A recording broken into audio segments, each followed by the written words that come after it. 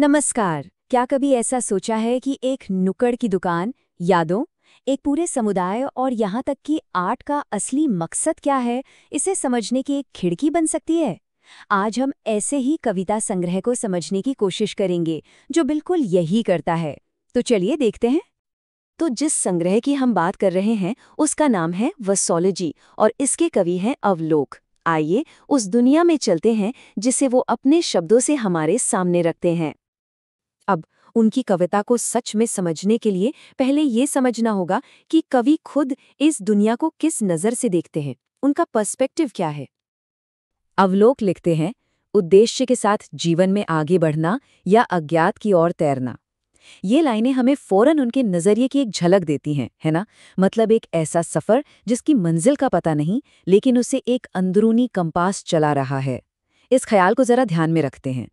तो सवाल ये है कि रोजमर्रा की जिंदगी में ये जो अज्ञात का सफर है, ये दिखता कैसे है? अवलोक हमें इसे समझने के लिए एक बहुत ही खास जगह पर ले जाते हैं, मणिपीडिया नाम की एक कविता में, एक छोटी सी दुकान पर। यहाँ हम मिलते हैं मणि से और उनकी छोटी सी नुक्कड़ की दुकान से। जरा उस जगह की कल्पना कीजिए। वो सिर्फ एक दुकान नहीं थी, बल्कि एक पूरी दुनिया थी जो उन चार दीवारों के भीतर सिमटी हुई थी। कवि ने मणि के रोल को क्या खूब बताया है।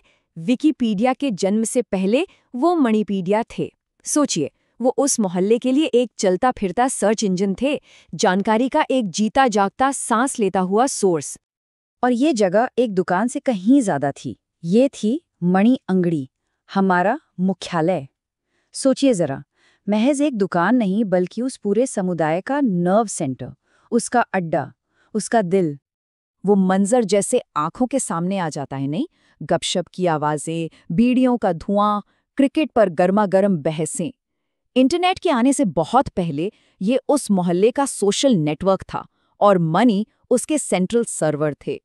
पर ये जगह सिर्फ हंसी मजाक के लिए नहीं थी। उन दीवारों के अंदर जिंदगी अपनी पूरी कॉम्प्लेक्सिटी के साथ जी जा रही थी। कुछ बेहतर भविष्य के लिए पढ़ रहे थे, तो कुछ अपनी परेशानियों से जूझ रहे थे। लेकिन अपनी अपनी जद्दोजहद के बावजूद एक अनदेखा धागा सबको जोड़े हुए था। हम सब उम्मीद कर रहे थे।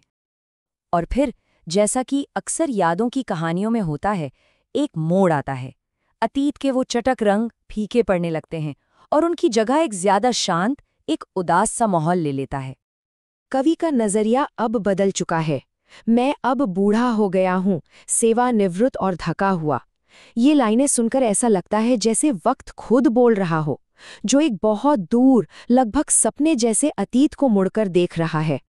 और इसी फासले से वो सवाल उठता है जो दिल को कचोटता है और जो शायद हम सब कभी ना कभी खुद से पूछते हैं। वे अब कहाँ हैं? कौन जीवित है, कौन मर गया? और विडंबना देखिए, जो जगह कभी हर सवाल का जवाब हुआ करती थी, आज वो इस सबसे जरूरी सवाल का जवाब नहीं दे सकती। मणि अंगड़ी के पास कोई जवाब नहीं था। ये एक झकझोर देने वाली बात है कि हमारी दुनिया के केंद्र भी वक्त की रफ्तार के आगे झुक जाते हैं। क्यों? और वजह जितनी सीधी है, उतनी ही दिल तोड़ने वाली भी है। क्योंकि मणि अब नहीं रहे और उनके साथ उस समुदाय का दिल, वो मणिपीडिया खुद चला गया। तो ये जो नुकसान है, ये एक बड़ा गहरा सवाल खड़ा करता है। अगर यादें धुंधला जाती हैं और लोग चले जाते हैं, तो फिर उनकी कहानियां सुनाने का मतलब क्या है? इस सब के सामने आर्ट का मकसद क्या है? अवलोक अपनी सोच में इसका एक बहुत दमदार जवाब देते हैं। कला कैनवस के कुछ इंच को अनंत तक फैलाने के बारे में है। क्या कमाल का ख्याल है ना? एक छोटी सीमित चीज को लेना और उसे हमेशा के लिए बना देना। मतलब कला का असली काम ही यही है कि वो छोटी रोजमर्रा की गुजर जाने वाली चीजों को हमारी जिंदगी के कैनवस के इंच को ले और उसे किसी ऐसी चीज में बदल दे जो वक्त से परे हो। ये एक पल भर के लम्हे को एक लाइट ईयर जितने मायने दे देती है। और ये जो कविता है, मणिपीडिया, वो ठीक यही तो कर रही है। ये अवलोक का एक आदमी और उसकी दुकान की पल भर की याद को कविता की केमिस्ट्री के जरिए हमेशा के लिए सहेजने का तरीका है। उन्होंने उस एक पल को एक लाइट ईयर में बदल दिया है। और ये हमें इस आखिरी सोचने पर मजबूर कर देने वाले सवाल के साथ छोड़ जाता है। हमारी अपनी जिंदगी के कौन से पल ऐसे हैं जो एक लाइट ईयर में बदले जाने के काबिल हैं?